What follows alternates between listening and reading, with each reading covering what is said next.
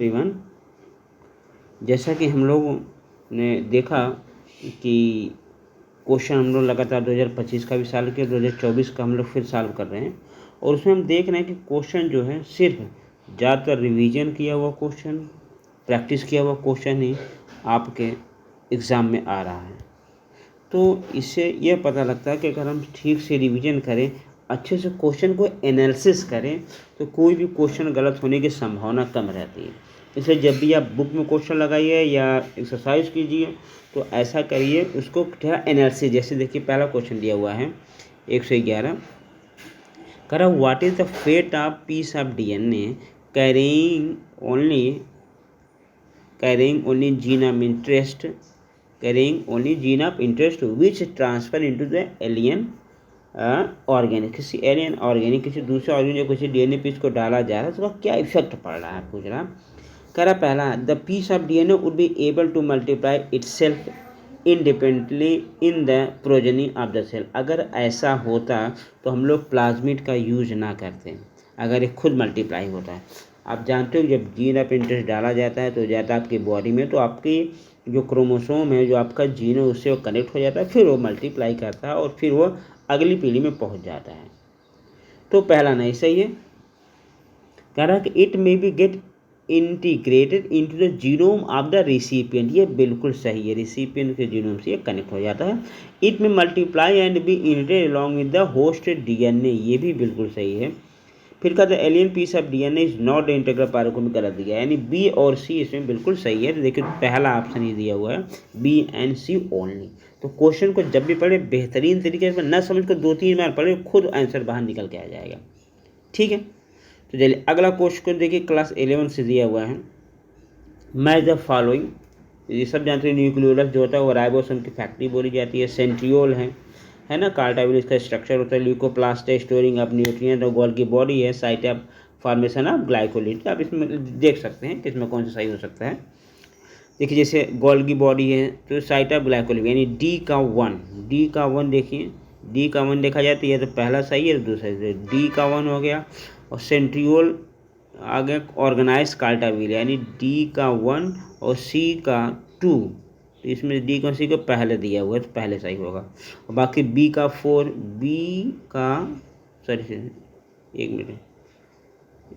एक minute sorry, देखो पहले शुरू चलते हैं। ए क्या है आपका, site of active ribosomal DNA, ए का थर्ड। बी सेंट्रियोल क्या है, ऑर्गेनाइज कार्टाविल, तो ये बी का सेकंड है। तो बी का सेकंड बेटा इसमें दिया हुआ है, ये थर्ड में दिया हुआ है ना, फर्स्ट और फोर्थ गलत दे रहा था, ध्यान दीजिए। तो क्या नंबर इसका, अब देखो सही है, बाकी सही है। सी का फोर्थ सही है। और डी का 1, यानी इसका जो आंसर सही है आपका थर्ड आंसर सही है। कौन है, थर्ड आंसर सही है, वो गलत है। ठीक है, चलिए नेक्स्ट हम लोग चलते हैं। क्वेश्चन नंबर 12 हो गया, क्वेश्चन नंबर 13 चलते हैं। देखिए क्वेश्चन नंबर 13 पूरा NCERT से ही दिया हुआ है। NCERT में खोलेंगे, उसमें दिया हुआ क्लास 11 में फैमिली वाले में दिया हुआ। देखिए यहाँ पे दिया हुआ है कि identify the type of flower based on the position of calyx, corolla and androecium with respect to the ovary from the given figure A and B। ये दोनों जो दिया हुआ है यहाँ पर, ये सेम दिया हुआ है। सेम का मतलब होता है, यहाँ पर देखिए ये पोजीशन, ऐसे दोनों सेम है, यानी ये दोनों पेरीगाइनस हैं। क्या है, पेरीगाइनस। जब ओवरी ऊपर होती है, नीचे से होता है, मतलब ओवरी जब ऊपर होती है सुपीरियर ओवरी, और जब ओवरी ऊपर निकलते हैं उसको बोलते हैं इन्फीरियर ओवरी। लेकिन यहाँ पर देखिए जो निकले हैं, इनके जो पार्ट्स हैं वो ओवरी के लगभग बराबर के पास निकले, उसको बोलते हैं पेरीगाइनस। दोनों पेरीगाइनस। यहाँ पर इंसेटिव साथ दिया हुआ, परेशान हुई है। जो डायग्राम नहीं देखो पक्का गलत किया होगा। आइए नेक्स्ट, स्पिंडल फाइबर अटैच। देखिए ये भी क्लास 11 से दिया है। Spindle fibre attach the kinetochore the chromosome during, सब जानते हैं complete spindle fibre form at metaphase stage. इसलिए कौन सही हो जाएगा, चौथा ऑप्शन बिल्कुल सही हो जाएगा। कुछ अगर बहुत ईजी दिया हो तो आप आराम से लगा सकते हैं, लेकिन अगर आप क्वेश्चन टफ है तो इसका मतलब सिर्फ आपको भरमाया हुआ है, इसको आप अच्छे से पढ़िए, रिवाइज करिए, वो सही हो जाए। देखिए इसमें जैसे दिया, these are the regarding the major cause of biodiversity loss. तो बायोडाइवर्सिटी लॉस सबसे पहला अगर पूछता तो सब जानते हैं हैबिटेट लॉस एंड फ्रेगमेंटेशन। तो डी तो 100% रहेगा, यानी पहला गलत होगा, यानी सेकंड होगा, थर्ड होगा, फोर्थ होगा। अब दूसरा दिया हुआ ओवर एक्सप्लॉयटेशन भी 100% सही है, तो ए भी हो जाएगा, डी भी हो गया, ए भी हो गया।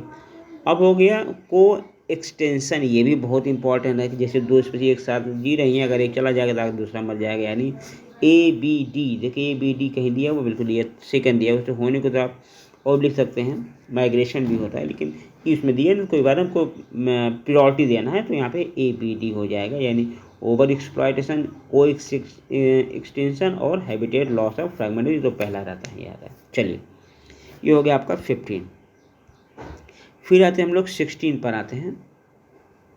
देख रहे हैं क्वेश्चन इतने ईजी है कि टाइम नहीं लगा, आप 1 मिनट में 2-3 क्वेश्चन निपटा सकते हैं कि अगर आप अच्छे से पढ़ें, रिवाइज करें। तो बायोलॉजी इसलिए कहा जाता है कि कम समय में ज़्यादा मार्क्स आप ऑब्टेन कर सकते हैं, रैंक भी लाने में बायो आपकी हेल्प करती है। नेक्स्ट देखो दिया less than a small molecular weight organic compound found in a living tissue is an example. आप ये क्वेश्चन कई बार आया हुआ है, ये एक्चुअली होता है फास्फोलिपिड जो ब्रेन में पाया जाता है। क्लियर? चलिए फास्फोलिपिड इसको जान के कुछ जैसे डायरेक्ट पूछ दिया, इसमें बहुत ज़्यादा दिमाग नहीं लगाना था। नेक्स्ट आपका है 17, देखिए इसमें क्या है, आइडेंटिफाई द करेक्ट स्टेटमेंट कहाँ set of correct statement, very इसमें सेट ऑफ करेक्ट स्टेटमेंट आपको देखना है। ठीक है, तो इसमें देखिए पहला कारण the flower of Vallisneria colourful and produce nectar, बिल्कुल गलत, क्योंकि ये इसमें चूँकि वाटर में आता है, हाइड्रोफाइट है ये, तो इसमें देखा इसमें ये सब फर्जीगिरी है कि इसमें जो है आपका नेक्टर रहेगा कलरफुल, कोई मतलब ही नहीं, पानी से उसका पॉलिनेशन होता है। नेक्स्ट ये the flower of water lily is non pollinated by water, है ना, ये भी आपका सही नहीं दिया हुआ है भाई, वाटर में तो वाटर के ज़्यादा चांसेस वाटर से होने के चांसेस रहते हैं। नेक्स्ट दिया हुआ see the most important water pollinated species the pollen grain are protected by the wetting, ये होता अच्छा होता है कि जो वाटर पॉलिनेटेड प्लांट होते हैं, स्पीसीज होते हैं, उसके पॉलन ग्रेन प्रोटेक्टेड होते हैं कुछ वैक्स के थ्रू, जिससे वो वेट नहीं होते हैं, नमी नहीं उसको सोखती है, नम हो जाएगा तो भारी हो जाएगा तो मूवमेंट नहीं होगा। The pollen grain of some hydrophyte are long and ribbon shape, ये बिल्कुल सही है, और ये भी सही है कि सी भी सही था, और in some hydrophyte pollen grain are carried passively inside the water, ये भी सही है, यानी सी डी ई, कहीं सी डी ई बिल्कुल तीसरा आंसर सही है इसका। तो क्वेश्चन को आप तभी बेहतर कर पाएंगे जब आपका रिवीजन सही होगा, कॉन्सेप्ट सही होगा, तभी आप क्वेश्चन कर पाएंगे। अदरवाइज आप इस तरह क्वेश्चन में फंस जाएंगे, टाइम ज़्यादा रहेगा और गलत करके चले जाएंगे। इसलिए बार बार हम कहते हैं कि रिवीजन ज़्यादा, जितना ज़्यादा रिवीजन होगा उतना ही ज़्यादा सही होने के चांसेस आपके रहेंगे। देखिए जैसे यहाँ पर एक क्वेश्चन और आ गया, बहुत प्यारा क्वेश्चन है ये, द कोफैक्टर ऑफ एंजाइम कार्बोक्सीपेप्टाइड, ये बहुत फेमस क्वेश्चन है आपका, और ये यहाँ पे जिंक लगता है कार्बोक्सीपेप्टाइड, ठीक है। तो इस देखिए क्वेश्चन डायरेक्ट है, इसको डायरेक्ट रख सकते हैं आप डायरेक्ट। आगे से पिछली बार को 25 में आया था हीम से ढेर सारी चीज़ें पूछे, जैसे आपका कैटन लेस करके एंजाइम तो वहाँ पे था, तो ये अलग अलग चीज़ें पूछा जाता है, तो ये थोड़ा सा एंजाइम से क्वेश्चन आता ही है, चाहे जिस तरीके से कोफैक्टर प्रोसेटिक ग्रुप या टर्नओवर नंबर, इस तरीके से कोफैक्टर देखा, आगे भी एंजाइम दे दिए, ये भी बहुत प्यारा क्वेश्चन अक्सर पूछा जाता है।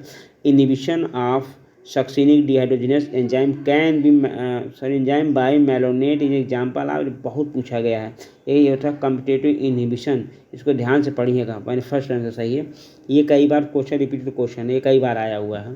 तो देखिए सिंपल एंजाइम चैप्टर से क्लास 11 का टॉपिक है, ये 2 क्वेश्चन आपका दे दिया हुआ है, ठीक है। तो कहने मतलब आप अगर थोड़ा सा भी पढ़ें समझें और रिवीजन करें तो आप ज़्यादातर क्वेश्चन, देखिए ऐसा कोई क्वेश्चन लगा जो कठिन है नहीं है, क्यों, क्योंकि आपने रिवीजन किया हुआ है, ठीक है। अब देखो जैसे यहाँ पर है नेक्स्ट क्वेश्चन आपका है 20,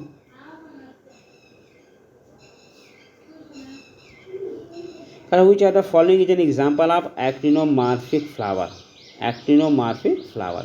इसमें देखो एक्टिनोमॉर्फिक फ्लावर दिया हुआ है और इसमें बहुत फेमस क्वेश्चन कई बार आया भी हो, ये आपको होता है धतूरा। कौन होता है? धतूरा, ये एक्टिनोमॉर्फिक फ्लावर, बाकी सब जाइगोमॉर्फिक फ्लावर हैं।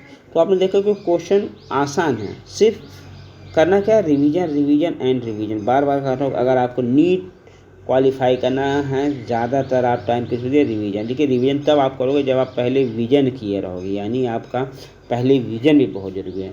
विजन होगा तभी रिवीजन होगा, और जब रिवीजन होगा तो आपका क्या होगा, सही क्वेश्चन होगा। यानी कहने मतलब पहला टारगेट हम क्या, पहला हमारा क्रम क्या होना चाहिए, सबसे पहले हम विजन करें, फिर रिवीजन करें और फिर क्वेश्चन करें, तब जाके आपका 100% सही होने के चांसेस हैं। विजन, रिवीजन एंड क्वेश्चन की प्रैक्टिस। क्लियर? तो इस तरीके से हम लोग देखेंगे 10 क्वेश्चन देख रहे हैं और आसान लग रहा है काफ़ी। तो इस तरीके से हम लोग फिर अगले एपिसोड में पढ़ेंगे कि 120 से 130 तक कराई किया जाएगा। ठीक है, चलिए, थैंक यू, धन्यवाद।